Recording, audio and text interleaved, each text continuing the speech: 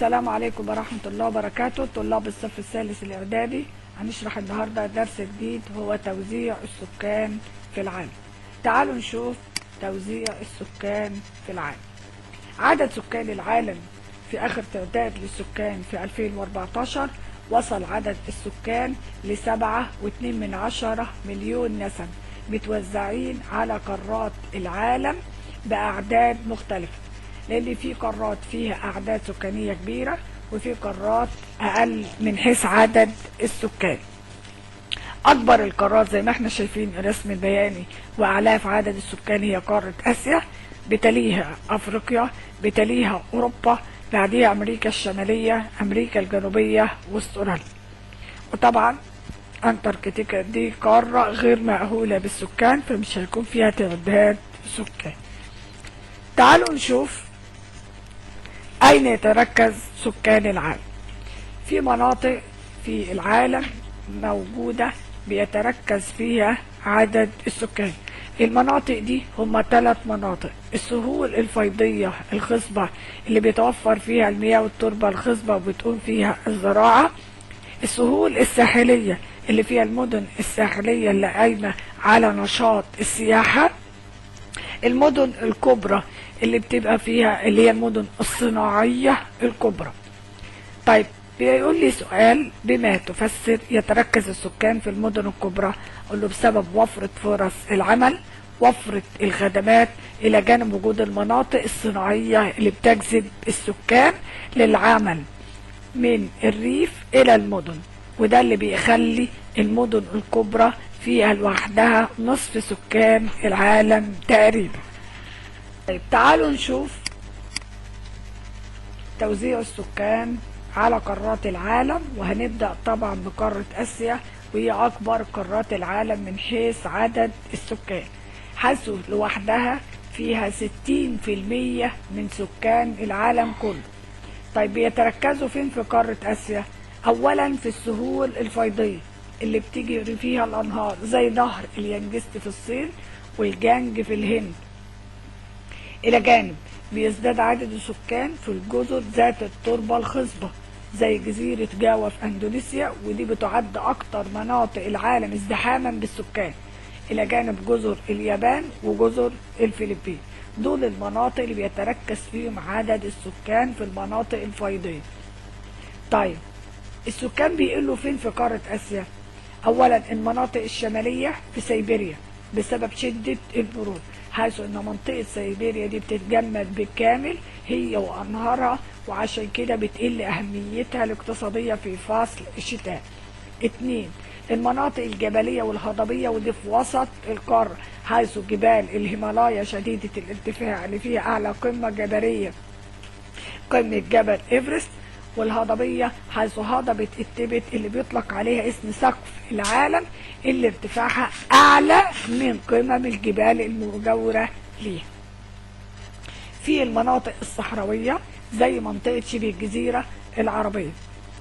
كمان بيوجد في قارة آسيا أكبر دولتين في العالم من حيث عدد السكان، وهما الصين وعدد سكانها 19% من سكان العالم، الهند وعدد سكانها 18% من سكان العالم. فمجموع الدولتين دول يديني 37% من جملة سكان العالم في الدولتين دول فقط.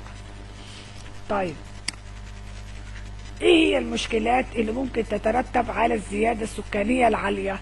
قال لي اولا نقص الغذاء، يبقى في نقص في الغذاء لان عدد السكان اكتر من عدد الموارد المتاحة. قلة نصيب الفرد من الدخل القومي، انخفاض مستوى المعيشة، وجود الهجرات غير الشرعية اللي بتتجه لمعظم دول المتقدمة زي دول أوروبا أو الدول الغنية زي دول الخليج العربي. طب يعني إيه كلمة الهجرات غير الشرعية دي؟ أقول له بيقصد بيها الهجرة اللي بتتم من خلال وسائل غير قانونية، زي هجرة أعداد كبيرة من الأفارقة في مراكب للوصول لسواحل أوروبا خاصة أسبانيا وإيطاليا، والهرب من السلطات الحدودية بالإقامة غير الشرعية داخل البلاد. في دول في قارة آسيا فيها كثافة عالية جدا في السكان زي أندونيسيا في جزيرة جاوا، في بنجلاديش وباكستان. وفي دول تانية اقل كثافة في عدد السكان زي كازاخستان وارمينيا. طيب تعال نشوف الخريطة ونوزع عليه. احنا اتفقنا المناطق المرتفعة السكان فين؟ ايوه، نهر اليانجستي في الصين، جزر اليابان، جزر الفلبين، وجزيرة جاوا اللي تبع جزر اندونيسيا، وادي نهر الجانج في الهند. دي المناطق كثيفة السكان. طيب في مناطق مرتفعة السكان زي منطقة نهري دجلة والفرات في العراق، نهر العاصي في سوريا، ولبنان الإيطالي، والأردن في الأردن.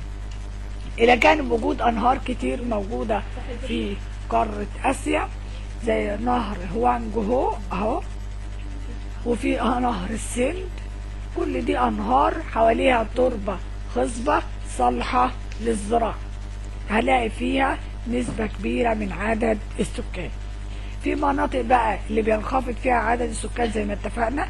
أولا شمال القارة في سهول سيبيريا بسبب شدة البرودة وتجمدها في فصل الشتاء بالكامل. المناطق الهضبية والجبلية زي هضبة التبت وجبال الهيمالايا اللي حواليها اللي فيها أعلى قمة جبلية وهي قمة جبل إيفرست. المناطق الصحراوية زي شبه جزيرة سيناء. يبقى دي كلها عرفنا توزيع السكان في قارة آسيا. تعالى نشوف القارة التانية وهي قارة إفريقيا. عدد سكانها في 2014 وصل 1.1 مليار نسمة. طيب بيتركزوا فين؟ قال أولا في السهول الفيضية الخصبة زي نهر النيجر في نيجيريا، سهول نهر وادي النيل والدلتا في مصر والسودان.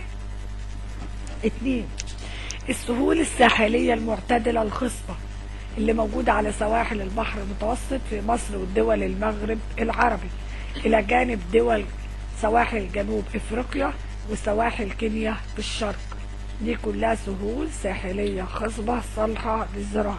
طبعا بتتم الزراعة فيها على مياه الأمطار في الدول اللي ما فيهاش أنهار. 3 المناطق المرتفعة السطح في الدول المدارية الحارة، حيث بيعتدل المناخ بسبب عامل الارتفاع، لأن كلنا عارفين إن كل ما برتفع 150 متر عن مستوى سطح البحر بتقل عندي درجة الحرارة درجة واحدة. فلما بيقعدوا في المناطق المرتفعة بيعتدل المناخ وبتقل درجة الحرارة زي أوغندا وكينيا في قارة أفريقيا. طيب ايه المناطق اللي بيقل فيها عدد السكان؟ قال لي اولا المناطق الاستوائية. ليه؟ قال لي بسبب انتشار الغابات الكثيفة الاستوائية، بسبب البيئة الطبيعية القاسية، بسبب انتشار الامراض وكثرة البرك والمستنقعات وعدم قدرتهم على استغلال الاراضي دي في الزراعة، فبلاقي نسبة قليلة جدا من عدد السكان موجودة. طيب النطاقات الصحراوية الفقيرة زي الصحراء الكبرى وصحراء كالهاري وصحراء الصومال. طبعا كلنا عارفين المناخ الصحراوي حار شديد الحرارة صيفا، بارد شديد البرودة شتاء، ونادر المطر. طيب مش هلاقي فيه نسبة كبيرة من عدد السكان موجودة في الصحاري. 3 المناطق الجبلية الوعرة زي جبال البحر الأحمر وهضبة الأحجار، هي شديدة الارتفاع شديدة الانحدار نحو البحر، إلى جانب أن تربطها صخرية صلبة غير صالحة للزراعة. يبقى طبيعي ان هلاقي فيها نسبة قليلة من السكان. هيسألني يعني ايه الكثافة السكانية؟ اقول له بيقصد بيها عدد السكان على المساحة مقسوم على المساحة اللي بيعيشوا عليها. زي مثلا بيقول لي ان مساحة مصر 1,000,000 كيلومتر مربع بيعيش فيها 2 مليون نسمة. لما اقسم 2 مليون نسمة على 1 مليون يبقى انا هلاقي ان مفروض لكل كيلو متر مربع الاقي فيه 82 نسمة. بس طبعا احنا عارفين التوزيع في مصر غير توزيع اللي موجود هنا. طيب تعالوا بقى نشوف الخريطة. احنا اتفقنا المناطق المرتفعة فين؟ في السهول الفيضية زي ادي نهر النيل في مصر والسودان، نهر النيجر في نيجيريا. دي مناطق كثيفة السكان. بعد كده في عندي المناطق الساحلية زي ما اتفقنا، ساحل البحر المتوسط كله، ساحل جنوب افريقيا، وساحل كينيا. دول كلهم مناطق فيها عدد كبير من السكان، ساحلية بيقوم فيها النشاط السياحي. طيب نيجي بقى للمناطق اللي بينخفض فيها عدد السكان. اولا قلنا مناطق الجبال الوعرة زي جبال البحر الاحمر، مناطق الصحاري زي الصحراء الكبرى في شمال القارة، صحراء كالهاري في جنوب غرب القارة، وصحراء الصومال في شرق القارة. دي المناطق اللي هلاقي فيها نسبة صغيرة جدا من عدد السكان. الى جانب حوض نهر الكونغو زي ما اتفقنا في المنطقة الاستوائية، وقلنا المنطقة دي ظروفها صعبة وقاسية جدا، عشان كده هلاقي فيها نسبة قليلة جدا من عدد السكان. نيجي ادي اوغندا وكينيا، دول اللي فيهم بيفضلوا السكان انهم يسكنوا المناطق المرتفعة حتى تقل درجة الحرارة وتعتدل بسبب عامل الارتفاع. طيب ده بالنسبة لقارة افريقيا. تعال ناخد قارة اوروبا. عدد سكان قارة اوروبا في 2014 وصل 741 مليون نسمة، ودول بيتركزوا في دول غرب ووسط اوروبا زي مين؟ قول له بريطانيا، المانيا، فرنسا، اسبانيا، وهولندا. طيب تعالوا نشوف بيتركزوا فين. قال لي اولا المناطق الصناعيه زي لندن وباريس، دول اشهر المدن الاوروبيه صناعيا في القاره. اتنين مناطق السهول الزراعيه الخصبه موجوده في الساحل الاوروبي العظيم وفي ساحل لامبارديا بشمال ايطاليا. طب ليه؟ قال لي بسبب وجود المياه والتربه الخصبه وصلاحيتها للزراعه. طيب فين المناطق اللي بيقل فيها عدد السكان؟ قال له دول شرق اوروبا. ليه؟ قال له لان اقل تقدم من دول غرب اوروبا، فبلاقي فيها نسبة صغيرة من عدد السكان. اتنين المناطق الشمالية. ليه؟ قال لي بسبب شدة البرودة زي فنلندا والنرويج واسكندنافيا، والمناطق اللي هي في شمال اوروبا دي بتبقى شديدة البرودة، فهلاقي نسبة صغيرة من عدد السكان شبيهة بسهول سيبيريا اللي في قارة اسيا. المناطق الجبلية الوعرة زي جبال الألب وجبال الألب الدينارية وجبال البرانس، واتفقنا ان جبال الألب دي شديدة الارتفاع، ولما بيجي فصل الشتاء بسبب شدة ارتفاعها بيتجمع فوقها الجليد، فطبيعي ان انا الاقي نسبة قليلة من عدد السكان موجودة في جبال الألب من قارة اوروبا. تعالوا بقى نوزع. ادي السهل الاوروبي العظيم بلاقي فيه نسبة مرتفعة اهو من عدد السكان، وادي اهم المدن الاوروبية زي باريس في فرنسا هنا على نهر الراين، وزي ايضا لندن في بريطانيا.